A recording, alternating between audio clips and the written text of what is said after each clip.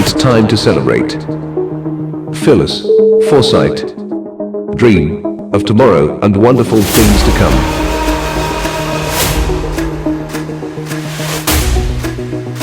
Talk to TBC.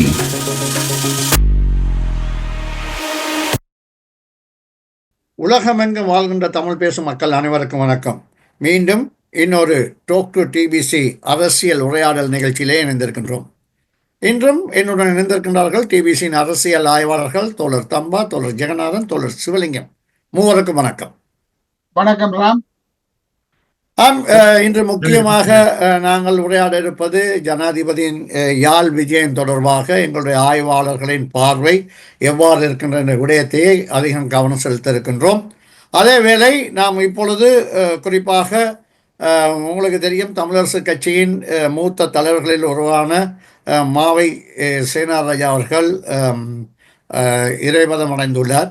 அவருக்கான அஞ்சலியை நாங்கள் செலுத்திக் கொள்வது பொருத்தமாக இருக்கும். உண்மையிலே மாவை அவர்களின் ஒரு தமிழ் இன விடுதலை போராட்டத்தை பொறுத்த மட்டில் மாவை அவர்களின் வரலாற்று மிகுந்த பல விடயங்களை அவர் ஈடுபட்டிருக்கின்றார்.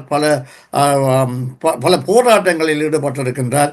உண்மையிலே ஒரு காலகட்டத்தில் வன்னி ஆனந்தன், காசி ஆனந்தன், மாவை சேனாதராஜா என்றால் அவர்களை பார்ப்பதற்கென்று ஒரு கூட்டம் கூடுவதாகவும் இருந்தது.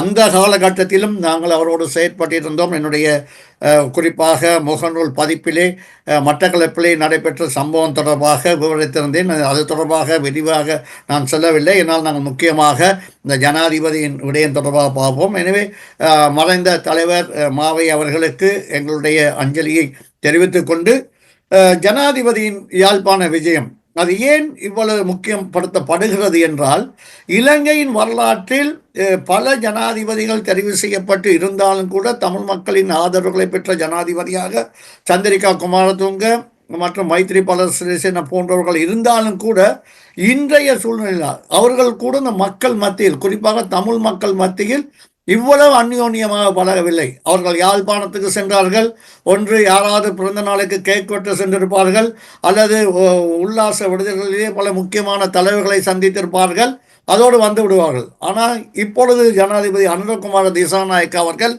சாதாரண மக்கள் மத்தியிலே மக்களோடு மக்களாக நின்று அந்த மக்கள் அவர்களை வரவேற்ற விதம், அந்த மக்கள் அவர்களை சூழ்ந்து கொண்ட விதம், அவர்கள் பேசும் பொழுது மக்களுடன் கேட்ட விடம், மக்களுக்கு என்ன தேவை என்பதை திட்ட தெளிவாக கூறிய விடயம் போன்ற பல விடயங்களை பார்க்க இருக்கின்றோம். அது மட்டுமல்ல, முதலாவதாக நான் நினைக்கின்றேன், இந்த ஜனாதிபதிகளிலே மாவட்ட அபிவிருத்தி கூட்டத்தில் கலந்து கொண்ட ஒரு ஜனாதிபதியாக இருக்கின்றார். ஆனால் இது ஒரு முக்கியமான விடயம் என்னவென்றால், இவற்றுக்கெல்லாம் அப்பால் தமிழ் அரசியல் தலைமைகள் அல்லது தமிழ் மக்கள், வடகிழக்கை நேசிக்கின்ற தமிழ் மக்கள் எதிர்பார்க்கின்ற இந்த அரசியல் தீர்வை பற்றி ஜனாதிபதி ஒரு விடயம் கூட கூறாமல் இருப்பது பலருக்கு ஏமாற்றத்தை தந்திருக்கின்றது. குறிப்பாக எங்களை போன்றவர்களுக்கு பலத்தை ஏமாற்றத்தை தந்திருக்கின்றது.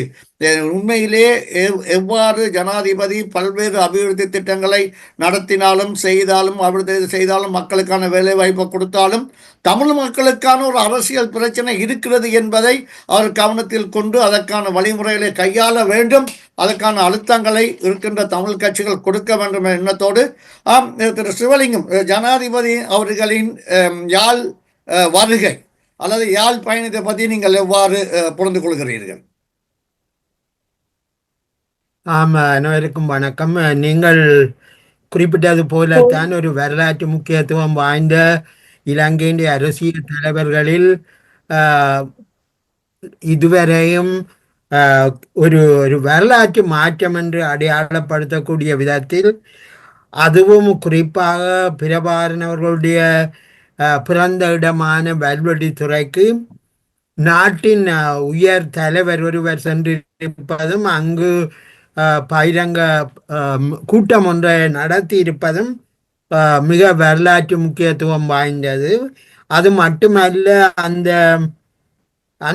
அவர் அந்த கூட்டத்தில் உரையாற்றும் போது அந்த பங்களித்த மக்களுக்கும் அவருக்கும் இடையே உரையாற்றும் போது இருந்த உறவு நிலை மிக கவனத்துக்குரியது. ஏனெனில் அவர் அடிக்கடி இது உங்களுக்கு விருப்பம்தானே, நான் சொல்றதை நீங்கள் ஏற்றுக்கொள்றீர்கள் தானே என்றெல்லாம் கேட்ட பொழுது, உதாரணமாக அவர் சொல்றார், ஜனாதிபதிக்கு நாடு முழுவதும் வாசஸ்தலங்கள் இருக்குது.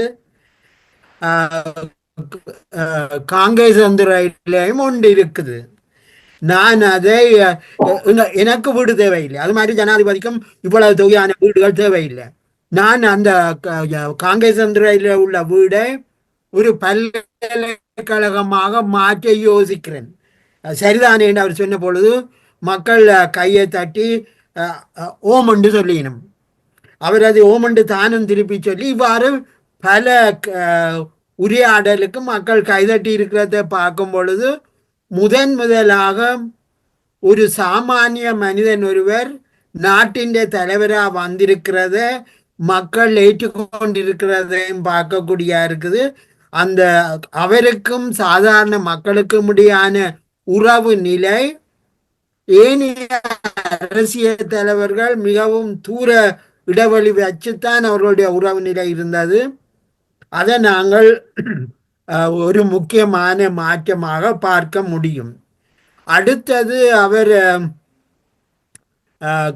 அந்த பிரச்சனைகளை நீங்கள் குறிப்பிட்டது போல தமிழ் மக்களினுடைய அரசியல் ஜனநாயக உரிமைகள் தொடர்பாக இதையுமே குறிப்பிடாமல் அந்த மக்களினுடைய தேவைகள் குறித்து, குறிப்பாக குடும்பங்களுடைய வருமானம் பற்றியது, வேலையில்லா பிரச்சனை, அரிசியினுடைய விலையேற்றத்தால் ஏற்பட்டிருக்கிற பிரச்சனை, இவ்வாறு சாமானிய மக்களுடைய பிரச்சனைகளை அவர் எடுத்து கூறியதும் தான் என்னென்ன செய்ய போறேன் சொன்னதுகளையும் பார்க்கும் பொழுது மக்கள் அவருடைய உரிய கவனித்ததும் கைதட்டியதையும் பார்க்கும் பொழுது மக்களுக்கு எது பிரச்சனையாக இருக்கிறதோ அந்த பிரச்சனையோடு தொடர்புடைய அம்சங்களைத்தான் ஜனாதிபதி பேசியதையும் அவதானிக்கக்கூடியதாக இருந்தது. நீங்கள் குறிப்பிட்டது போல வடக்கு மாகாண அபிவிருத்தி பல்வேறு திட்டங்கள் பற்றி அவர் குறிப்பிட்டதும் மிக முக்கியமானது. நான் நினைக்கிறேன் இந்த அரசாங்கம் இப்பொழுது பதவிக்கு வந்து கிட்டத்தட்ட 2 மாதங்கள் தான். அதாவது நான் அரசாங்கம் என்று குறிப்பிடுவது ஒரு முழுமையான மந்திரி சபை நவம்பர் 21 தான் முழுமையான மந்திரி சபை உருவாக்கப்பட்டது. நவம்பர் என்று சொன்னாங்க, டிசம்பர் 1, ஜனவரி 21, கிட்டத்தட்ட 2.5 மாதங்கள் தான் சென்றிருக்கிறது. இந்த 2.5 மாதங்களில் அரசாங்கம் எடுத்த நடவடிக்கைகளும் அதற்கிடையில் அரசாங்கத்தினுடைய குறிப்பாக ஜனாதிபதி அனுரா அவர்கள் யாழ்ப்பாணத்துக்கு விஜயம் செய்திருக்கிறார். யாழ்ப்பாணத்தில் வல்வெட்டித்துறை, எழுதுமட்டுவாள் போன்ற இடங்களில் சென்று சாதாரண மக்களோடு உரையாடிய விஷயங்கள் மிக முக்கியமானது. இது ஒரு இன்னொரு வகையான அரசியல் மாற்றம் ஒன்றுக்கான ஒரு அடித்தளமாக இருக்கிறது. நீங்கள் குறிப்பிட்டது போல தமிழ் மக்களுடைய ஜனநாயக உரிமைகள் தொடர்பான பிரச்சனைகளில் எவ்வாறான மாற்றங்கள் ஏற்பட போகிறது என்பது நாங்கள் எதிர்வரும் காலங்களில் பேச வேண்டிய பிரச்சனை. குறிப்பாக உள்ளூராட்சி தேர்தல்கள் நடைபெற இருக்கின்றன. எதிர்வரும் ஆகஸ்ட் மாதம் மாகாண சபைக்கான தேர்தல்கள் நடைபெறலாம் என்றும், அதாவது ஏப்ரல் மாதத்தில் உள்ளூராட்சி தேர்தல்களும் ஆகஸ்ட் மாதத்தில் மாகாண சபைக்கான தேர்தல்களும் வரலாம் என கருதப்படுகிறது.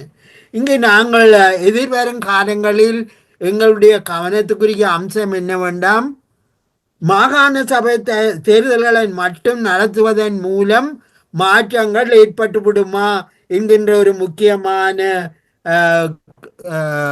ஒரு கேள்வி எழுகிறது. இந்த அரசாங்கம் மிக கூடிய கவனம் தேர்தல் வாக்குறுதிகளில் தான் அது கூடிய கவனம் செலுத்துறத நாங்கள் பார்க்கலாம். அரசாங்கம் என்னென்ன தேர்தல் வாக்குறுதிகளை கொடுத்ததோ அதுகளை செய்ததனுடைய அடிப்படையில் தான் உள்ளூராட்சி தேர்தல்கள், மாவைக்கான தேர்தல்கள் இதெல்லாவற்றையும் நடத்துவதற்கு அவர்கள் தயாராகிறார்கள்.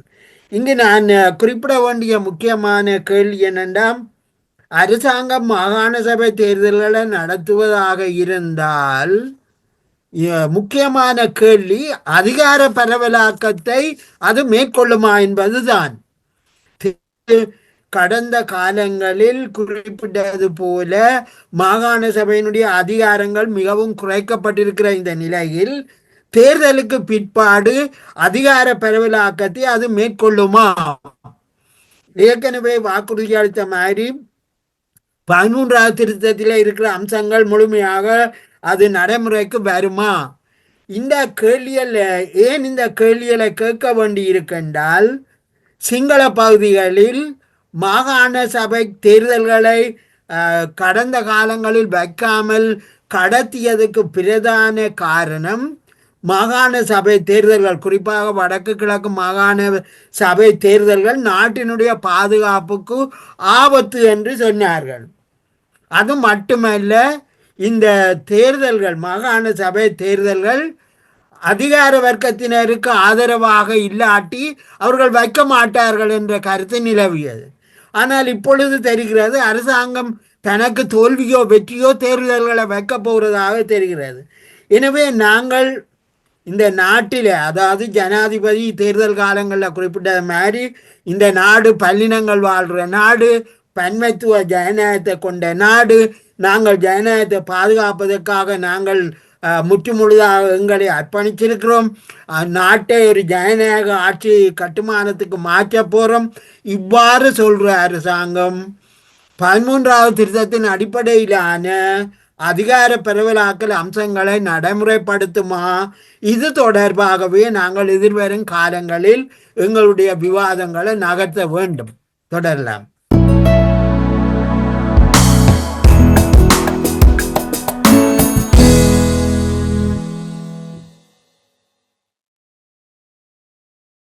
உறவுகள் கேட்டுக்கொண்டிருப்பது டாக் டு டிபிசியின் அரசியல் உரையாடல். இன்று நாங்கள் ஜனாதிபதியின் யாழ் விஜயம் தொடர்பாக உரையாடி கொண்டிருக்கின்றோம். நம்ம இப்பொழுது சிவலிங்க அவர்கள் சந்தேகத்துடன் அவருடைய உரையை முடித்திருக்கின்றார். அதாவது இந்த 13வது திருத்த சட்டம் முழுமையாக அமுல்படுத்தப்படுமாறு ஜனாதிபதியின் யாழ்ப்பாண விஜயம், அதாவது தெற்கிலே முன்னாள் ஜனாதிபதிகளுக்கான பாதுகாப்பு குறைக்கப்பட்டு அவர்கள் உயர்நீதிமன்றம் வரை சென்று அதுக்கு எதிராக வழக்கு தொடர்ந்து தங்களுக்கு ஒரு பயங்கரவாதத்தை ஒழித்ததனால் தங்களுக்கு பயங்கரவாத பிரச்சனை இருக்கின்றது, தங்களுக்கு பாதுகாப்பு பிரச்சனை இருக்கின்றது, அநேகமாக எல்லா எதிர்க்கட்சிகளும் குரல் எழுப்பிக் கொண்டிருக்கிற நேரத்தில் ஜனாதிபதிகள் வல்வெட்டித்துறைக்கு சென்று அந்த மக்களோடு மக்களாக நின்று மக்களை சந்தித்து வந்திருக்கின்றனர். இது தென்பகுதிக்கு சொல்கின்ற செய்தியாக நாங்கள் புரிந்து கொள்ளலாமா, அல்லது நீங்கள் எவ்வாறு அவருடைய இந்த பயணத்தை பார்க்கின்றீர்கள்? வணக்கம். வணக்கம், அனைவருக்கும் வணக்கம். நீங்கள் சொல்ற மாதிரி இந்த பாதுகாப்பு பிரச்சனை, பாதுகாப்பை குறைக்கிறது சம்பந்தமானதும் அப்படி ஒரு பாதுகாப்பு பிரச்சனை இல்லை. ஏற்கனவே ஜனாதிபதி மஹிந்த ராஜபக்சவும் தனக்கு பாதுகாப்பு தேவை என்று கேட்ட போது பத்திரிகையிலிருந்து ஒப்பீனியன்கள் வந்துட்டு இருந்தது. புலிகள் இயக்கம் தான் பாதுகாப்புக்கு இதாக இருந்தது, புலிகள் இயக்கம் தான் அழிக்கப்பட்டு விட்டது, அப்புறம் என்னது உங்களுக்கு பாதுகாப்பு என்ன பிரச்சனை என்ற மாதிரியான கேள்வி வந்துருந்துச்சு. அதுக்கு ஒரு அந்த பிரச்சாரத்துக்கு வலி சேர்க்கும் முகமாக வடபகுதிக்கும் குறிப்பாக வல்வெட்டுத்துறைக்கும் போய் மக்களுடன் இருந்ததை பார்க்கலாம் என்று சொல்லலாம். அதுகளெல்லாம் ஒரு தேர்தல் பிரச்சார யுக்தி அல்லது ஒரு பிரபலியத்தை தேர்தல் யுக்தி என்று பார்க்காமலே நாங்கள் இந்த உள்ளுக்குள்ள சாராம்சம், இந்த மாவட்ட சபை கூட்டங்களின் சாராம்சம் என்ன, அதுல என்ன நடக்குது என்பதை பார்ப்பது முக்கியம் என்று நினைக்கின்றேன். இந்த அரசாங்கம் உள்ளூராட்சி தேர்தல் நடக்க போகின்றது. உள்ளூராட்சி தேர்தல் தொடர்பாக ஒரு பிரச்சார அளவிலான யுக்திகள் மேற்கொள்ளப்படுகின்றது என்று பிரதான பத்திரிகைகள் குற்றச்சாட்டு தொடங்கி இருக்கின்றன. எதிர்கட்சிகள் நீங்கள் சொன்னது மாதிரி ஓர் அணியில் திரள முற்படுகின்றன. இவ்வாறான மாற்றங்கள் ஒரு எவ்வாறான தாக்கங்களை கொண்டு வரும் என்றதும் முக்கியமான விடயமாக இருக்கின்றது. எந்த காலத்திலும் நாங்கள் சென்ற வாரம் இது பற்றி கதைத்திருந்தோம். உள்ளூராட்சி தேர்தல் என்பது உள்ளூராட்சி தேர்தல் எவருமே பெரிய மெஜாரிட்டி இதுகளை சபைகளை கைப்பற்றுவது கஷ்டமானதாக இருக்கும்.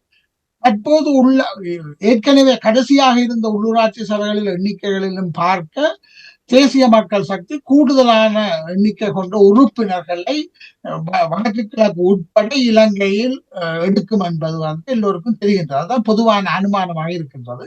ஆகவே ஆனால் தேர்தலுக்கான பிரச்சார விடயங்களை தான் அவர்கள் அண்மையில் அவரது பிரதான கடமையில் இருந்து சற்று விலகி தேர்தல் பிரச்சாரத்தில் முன்னணியில் செயற்பட்டு வருகின்றார். ஏனென்றால் தேசிய மக்கள் சக்தியிடம் அனுராவை தவிர தேர்தல் பிரச்சாரம் செய்வதற்கான ஒரு வலுவுள்ள தேசிய அளவில் அறியப்பட்ட வசீகரமான தலைவர்கள் இல்லை என்பது தெரிகின்றது. 2ஆம் 3ஆம் நிலை தலைவர் என்று இல்லை. ஆகவே தேர்தல் அவர் தனது வேலைகளை சற்று குறைத்து இந்த தேர்தல் விவரங்களில் முன்னிலை முக்கியத்துவம் கொடுத்து செயல்பட்டு வருகின்றார்.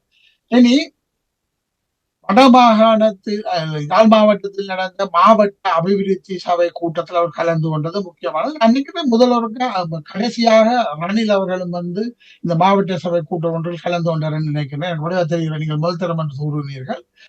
ரணில் இருந்த காலத்தில் ஒரு முறை நடந்திருக்கின்ற நினைக்கின்றேன். எனவே அது ஒரு முக்கியமானதல்ல. அந்த கூட்டத்தில் சாராம்சம் என்னென்று பார்த்தால் சில விடயங்கள் சிவலிங்கம் அவர்களும் குறிப்பிட்டார். ஜனாதிபதி மாளிகை பற்றி குறிப்பிட்டார்.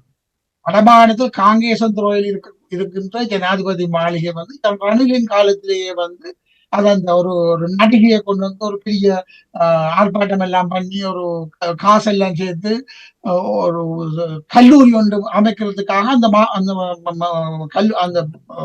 மாளிகையை கொடுப்பதாக தீர்மானித்திருந்தார்கள். ஆக அந்த முடிவு ஏற்கனவே எடுக்கப்பட்ட ஆனால் மற்ற இடங்களில் குருநாகல நுவரெலியா மாத்தரை கதிர்காமம் போன்ற இடங்களில் இருந்து அந்த இடங்களில் இருந்து உள்ள மாளிகையிலும் எடுப்பது சம்பந்தமாக ஜனாதிபதி சொல்லித்தான் தெரிகின்றது. அது இப்பொழுதுதான் அந்த விஷயங்கள் நடைபெற்றுக் கொண்டிருக்கின்றன. அந்த விடயங்கள் பார்க்க மாவட்ட அபிவிருத்தி சபை கூட்டத்தில் உண்மையில் 2 விடயங்களை நான் எனது அவதானிப்பாக இருக்கின்றது. நீங்களும் அதில் முரண்படுகின்ற உடன்படுகின்றீர்களோ.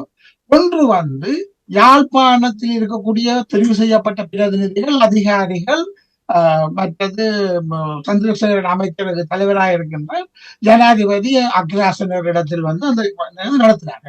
அதாவது ஒரு குழப்படிகார வகுப்பு மாதிரி அது இருக்கைய ஒழிய ஒரு பர்பஸ்ஃபுல்லா ஒரு நோக்கத்தை வைத்து ஒரு விஷயதானங்களை பிரேரித்து அதற்கான தங்களது ஆலோசனை என்ன, அதில் உள்ள உண்மையான பிரச்சனைகள் என்ன என்பது பற்றி கதைப்பதற்கு பதிலாக அதிகாரிகளை அரசியல்வாதிகளும் அதிகாரிகள் கட்டித்தனமாக அவர்கள் அதிகாரிகள் அரசியல்வாதிகளுக்கு முன்பு பேச மாட்டார்கள். என்று அது இலங்கையில் ஒரு ட்ரெடிஷனா இருக்கின்றது.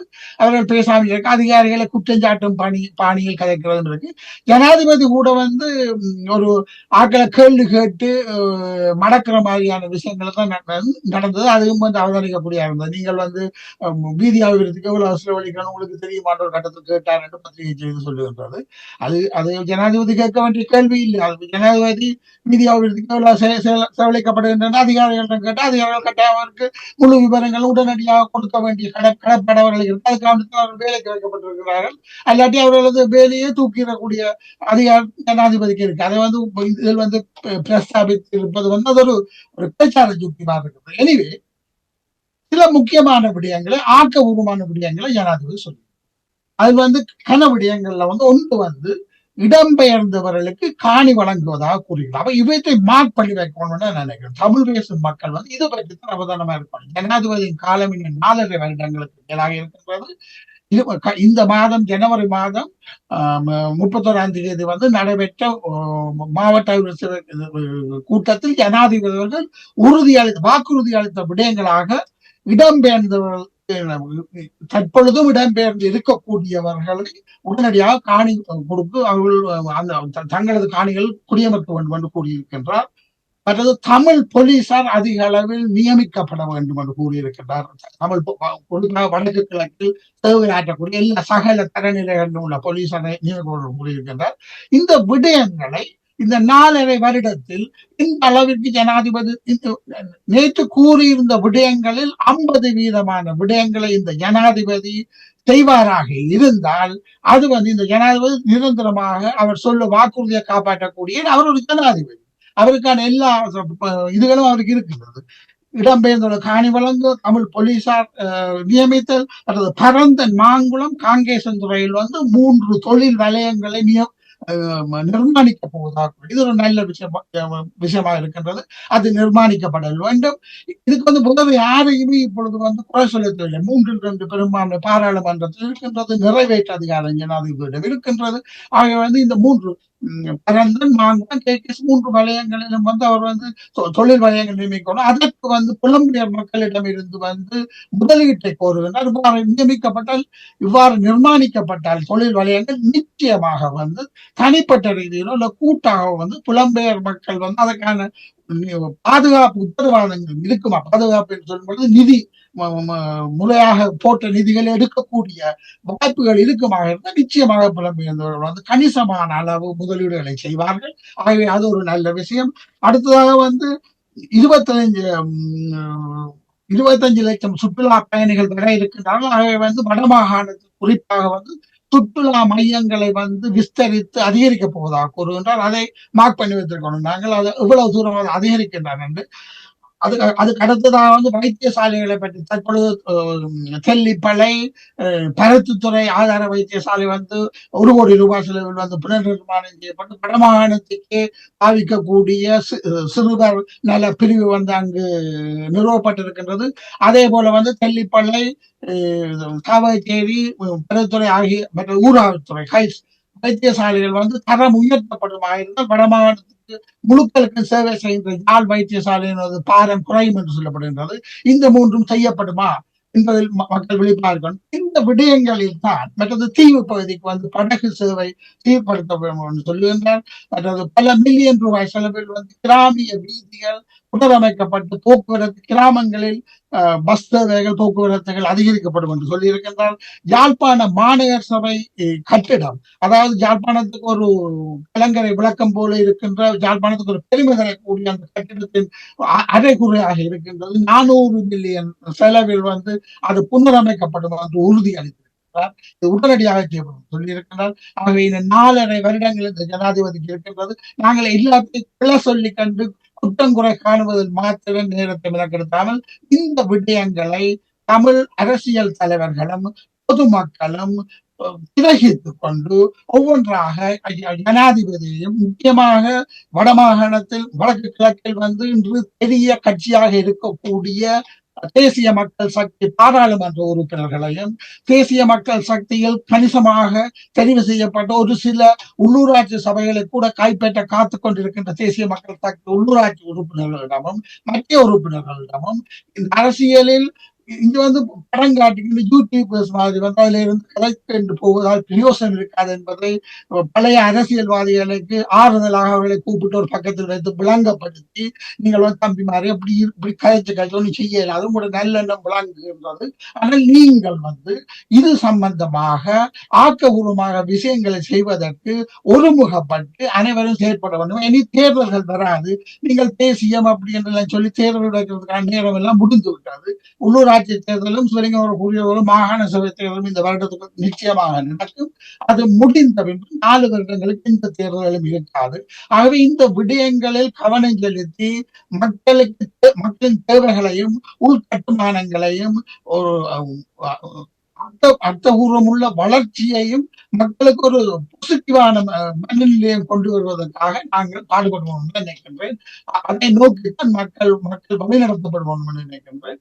நீங்கள் தொடர்ந்து பேசுங்கள்.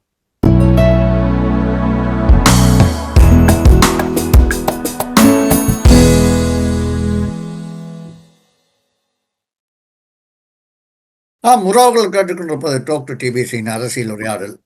எங்களுடைய ஆய்வாளர் தம்பா அவர்கள் பல்வேறு விடயங்களை சுட்டி காட்டினார்.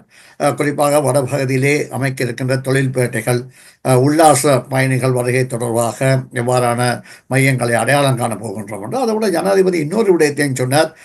உங்களுக்கு தெரியும், 1981ஆம் ஆண்டு ஐக்கிய தேசிய கட்சியினால் எரிக்கப்பட்ட நூலகத்துக்கு 100 மில்லியன் ரூபாய் இந்த வரவு செலவு திட்டத்திலே ஒதுக்கப் போவதாக கூறினார். அது இன்னொரு விடயத்தை சொன்னார்.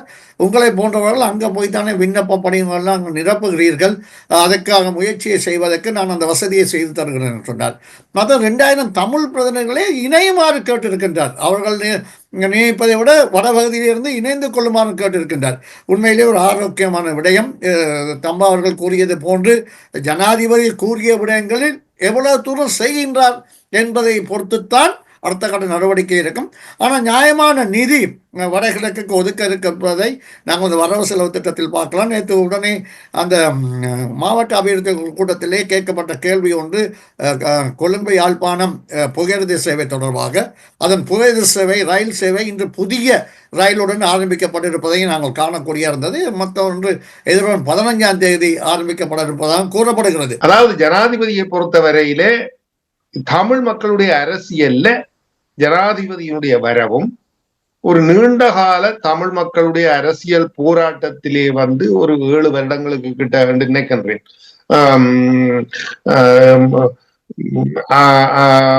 சிறையில இருந்து சிறை சென்ற செம்மல் என்ற ரீதியில பெரும் வரவேற்புகளை பெற்று ஆரவாரத்துடன் அதன் காரணமாக பல இளைஞர்கள் அவர்களோடு இணைக்கப்பட்ட பல போராட்டங்களிலே கலந்து கொண்ட ஒருவருடைய மரண சம்பவம் யாழ்ப்பாணத்திலே நடந்திருக்கிற சந்தர்ப்பத்திலே ஜனாதிபதி வரும்பொழுது கடந்த காலத்திலே எப்படி பார்த்திருப்பீர்கள், அதுல ஸ்ரீமா வந்திருப்பா, மற்ற ஏனைய தலைவர்கள் எல்லாம் வந்த காலங்கள்ல எல்லாம் அவர்களுக்கு எதிரான பெரிய ஒரு எழுச்சி, ஹர்த்தால் இவைகள் எல்லாம் யாழ்ப்பாணத்தில் நடந்தது. ஆனா இந்த முறை அதற்கு மாறான ரீதியில அவரே அந்த செட்ட வீட்டுக்கும் போனார். அவருக்கு பெரிய வரவேற்பு இவர்கள் சொல்லுகிற தலைவர் என்றவர் பிறந்த மண்ணில பெரிய ஒரு பாரிய வரவேற்பு அளிக்கப்பட்டு அந்த கூட்டத்திலே அவர் பேசிய பேச்சுகள் என்றதுகள் ஏற்கனவே எங்களுடைய ஆய்வாளர்கள் அதை பற்றி தெளிவாக குறிப்பிட்டிருந்தார்கள். அதே போல மாவட்ட அபிவிருத்தி சபை கூட்டத்திலும் அவர் கலந்து கொண்டு கூறிய கருத்துகள். இங்கே ஒரு வித்தியாசம் உண்டு இந்த தலைவர்கிட்ட. இப்ப கரிஸ்மேட்டிக் லீடர் அல்லது பிரபல்யமான தலைவர்கள் என்கிற ரீதியில கடந்த காலத்திலே பார்க்கும் பொழுது இவர்களை விட சந்திரிகா, மஹிந்தா, அதே மாதிரி தமிழ்நாட்டிலேயும் கருணாநிதி, அண்ணாதுரை, காமராஜர், எம்ஜிஆர் இப்படி என்றெல்லாம் ஜெயலலிதா என்றெல்லாம் நாங்கள் பார்க்கலாம். ஆனால் இவர்கள் எல்லாம் வெவ்வேறு விதமான ரீதியில தான் தங்களுடைய கருத்துக்களை இனப்பற்று, மொழிப்பற்று அல்லது சினிமாவினுடைய தாக்கம், பிரபல்யம் இவைகள், மற்ற சந்திரிகா பொறுத்தவரையில யுத்தத்தை நிறுத்துறது என்றதுக்கான ஒரு பிரச்சாரம், மஹிந்தா பொறுத்தவரையில யுத்தத்தை வெற்றி கொண்டனான் என்ற ரீதியிலான பிரச்சாரம். ஆனா இந்த ஜனாதிபதியிட்ட இருக்கிற ஒரு கருத்து என்னன்னா, மக்களினுடைய மனதில அவர்கள் எதிர்நோக்குற பிரச்சனைகளை பற்றி பேசுகிறதை நாங்க பார்க்கக்கூடிய இருந்தது. எனக்கு அது கொஞ்சம் ஆச்சரியமானது. அதாவது இந்த தேர்தலுக்கு முன்னுக்கு அதானிய கொண்டு வர மாட்டோம், இந்தியா இலங்கையை சூறையாடுது என்ற ரீதியில எல்லாம் பல விதமான இந்திய எதிர்ப்பு, இனவாத ரீதியான சிந்தனை போக்குகள் இவைகள் எல்லாவற்றையும் சொல்லிக் கொண்டு வந்த ஒருவர் இப்பொழுது ஜனாதிபதி ஆகினதுக்கு பிறகு இந்த மாற்றம் என்கிறது மக்களுடைய என்ன எதிர்பார்ப்பு இருக்கின்றதை பற்றித்தான் அவர் பேசுகிறேன். அதாவது நீங்க வல்வெட்டித்துறை கூட்டத்திலேயா இருக்கலாம், மற்றது அபிவிருத்தி சபை கூட்டத்திலேயா இருக்கலாம், அதுல நிர்வாக ரீதியான சில பிரச்சனைகள் பேசப்பட்டாலும் அந்த வல்வெட்டித்துறை கூட்டத்திலே அவர் பேசின பேச்சுகளிலிருந்து வரிசையாக நீங்க தொகுத்து பார்த்தால் அவர் அந்த மக்களுடைய மனதில இவர் என்னத்தை செய்ய போகிறார், எங்களுக்கு என்ன தேவை என்கிறதை எந்த அளவுக்கு இவர் புரிந்து கொண்டிருக்கிறார் என்றதுக்கு ஏற்ற வகையில அவர்களுடைய பிரச்சனைகளை பற்றி பேசுறேன். அது மீன்பிடி பிரச்சனையா இருக்கலாம், அவர்களுடைய வாழ்வாதார பிரச்சனையா இருக்கலாம், வீட்டு பிரச்சனையா இருக்கலாம், விவசாய பிரச்சனையா இருக்கலாம். இவைகள் எல்லாவற்றையும் அவர் சொல்றது மட்டுமல்லாமல் நாங்கள் உங்களோட பணத்தை கொள்ளையடித்து வாழுகிறவர்கள் இல்லை. கமலஹாசன் தசாவதாரம் எல்லாம் கமலஹாசன் படம் பார்த்தாரோ எனக்கு தெரியாது. ஆனா அதையெல்லாம் தேடி பிடிச்சு சொல்றார். 10 அவதாரங்கள் எடுத்து 10 இடங்கள்ல அவர் மாளிகை கட்டி இருந்தது மாதிரியா இந்த ஜனாதிபதியாக இருக்கணும், எனக்கு அந்த தேவை இல்லை. அப்ப ஜனரஞ்சகமான மக்களுடைய தேவைகளை புரிந்து கொண்டு அதுக்கு நான் அதற்கான தீர்வை கொண்டு வருகிறேன் என்ற ஒரு கருத்துக்களை மக்களுக்குள்ள பதிய வைக்கிறதுல அவர் வெற்றி அடைந்து கொண்டு போறேன். ஆகவே என்னை பொறுத்தவரையில இந்த இப்ப இனப்பிரச்சனை சம்பந்தமாக பேசலைன்றது எங்களுக்கு ஏமாற்றமாக இருந்தாலும் அவர் படிப்படியாக அதுக்கு வர வேண்டிய நிர்பந்தம் அவருக்கு இருக்குன்றதை அவர் புரிந்து கொண்டுதான் இருப்பார் என்று நான் நினைக்கின்றேன். அதனுடைய ஒரு அடித்தளம் தான் அவர் தமிழ் மொழி அமுலாக்கம் சம்பந்தமாக அவர் பேசுகிறார். ஒரு தாய்மொழியில எல்லா இடத்திலும் எந்த இடத்திலும் தமிழ் மொழின்றது இன்றைக்கு ஒரு தேசிய அரச கர்ம மொழி. சிங்களம் போல தமிழும் அங்கேயும் தமிழர் தன்னுடைய கருவத்தை தமிழிலே ஆற்ற வேண்டும்ன்றது விதி. ஆனா இன்றைக்கு யாழ்ப்பாணத்திலேயே தமிழ்ல போய் போலீஸ் ஸ்டேஷன்ல பேச முடியாது எல்லாமே. அதுக்குண்டே ஒரு மொழிபெயர்ப்பாளரை கொண்டு போக வேண்டிய எல்லாமே இருக்கு. அல்லது இதுவே ஒரு பெரிய ஒரு கேள்விக்குறியாக இருக்கு. அதுகளை அவர் குறிப்பிட்டு இலங்கை முழுவதிலும் தமிழ் மொழியை என்ன தாய்மொழியில கரும மாற்றக்கூடிய எல்லாமே உருவாக்குவேனவைகள் என்றெல்லாம் சொல்லுகிற கருத்துகள் வந்து முக்கியமானது. அதை நிறைவேற்றுகிறாரா இல்லையான்றது அவர் என்ன எங்களுடைய அரசியல் ஆய்வாளர் தம்பா அவர்கள் சொன்னது மாதிரி அது வந்து. ஆனா இந்த பேச்சுகள் அபிவிருத்தி சம்பந்தமான மக்களுடைய குறைகள்ன்றது சம்பந்தமாக நீங்க தமிழ் அரசியல்வாதிகள் என்ன செய்தார்கள் அதை நான் கட்டாயம் ஒப்பீட்டு ரீதியிலையும் சுட்டி காட்ட வேண்டிய ஒரு பொறுப்பும் இருக்குது. என்ன செய்தார்? எங்களுக்கு அபிவிருத்தியும் தேவை, உரிமையும் தேவை. சரி, எந்த காலத்திலேயாவது எங்கள் தமிழ் அரசியல்வாதிகள் இந்த விஷயங்கள் சம்பந்தமாக பேசி மக்களுக்கு இதுக்காக நாங்கள் அரசாங்கத்தோட ஒத்துழைக்கிறதுல எந்த விதமான ஊழலை ஒழிக்கிறது தொடக்கம் இந்த அபிவிருத்தி சம்பந்தமான விடயங்கள் சம்பந்தமாக நாங்கள் அவர்களுக்கு கூட ஒத்துழைப்புக்கு நாங்கள் தயாராக இருக்கிறோம். ஆனால் நாங்கள் உரிமைகள் சம்பந்தமான விடயத்துல வந்து நாங்கள் சமரசம் செய்து கொள்ள முடியாது என்ற ஒரு தேசிய இன பிரச்சனை என்கிறதுல வந்து அரசு நியாயமான தீர்வை என்கிற ரீதியில மக்களை அணுகி இருக்கிறார்களா?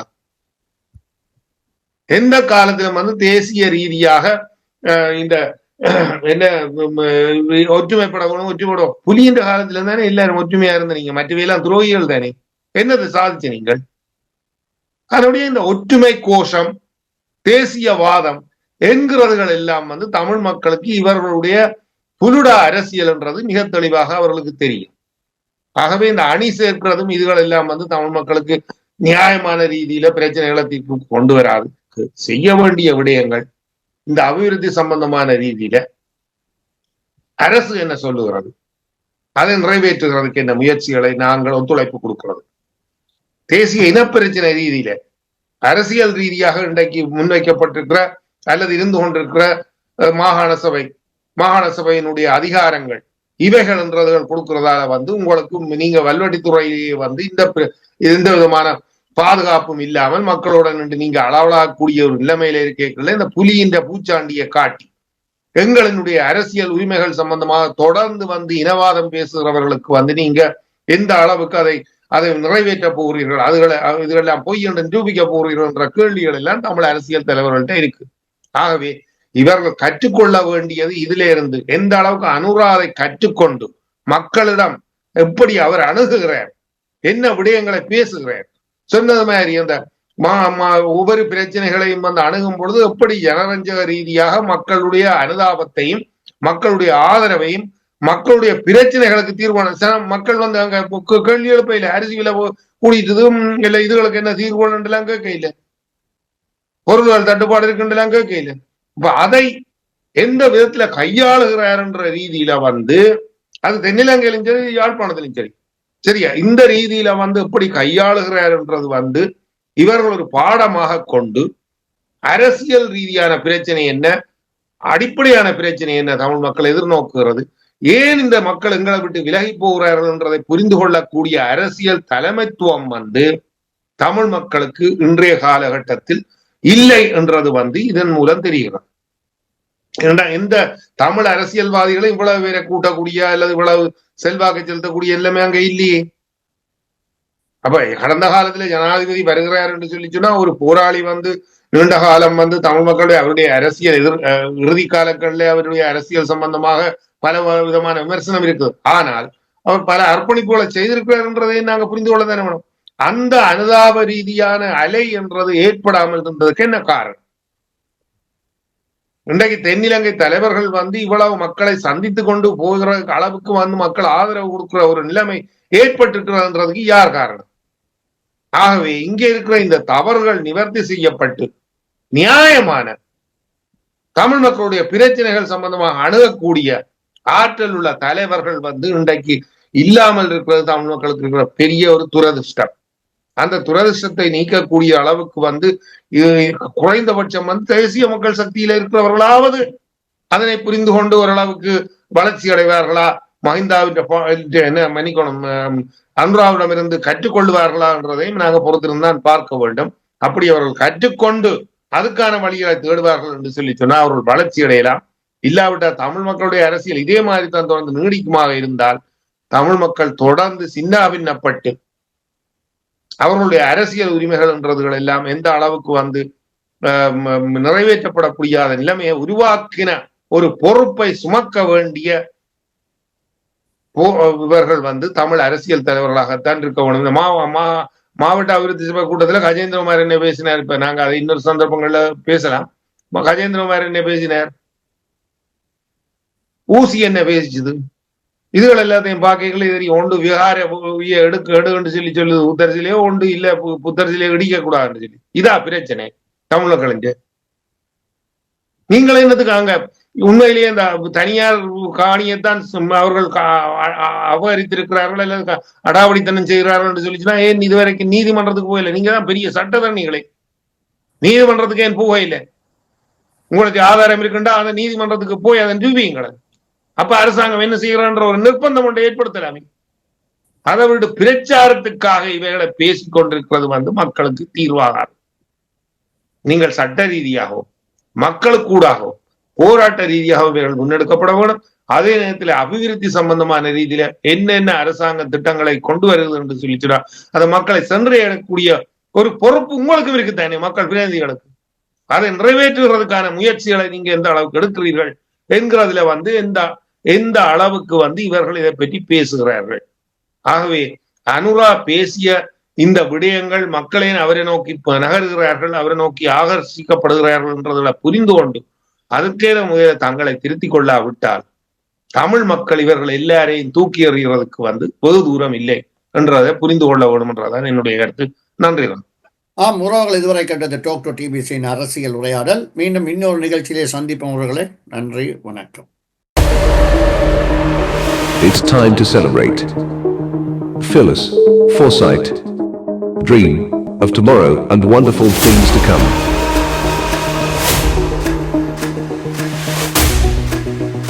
Talk to TBC.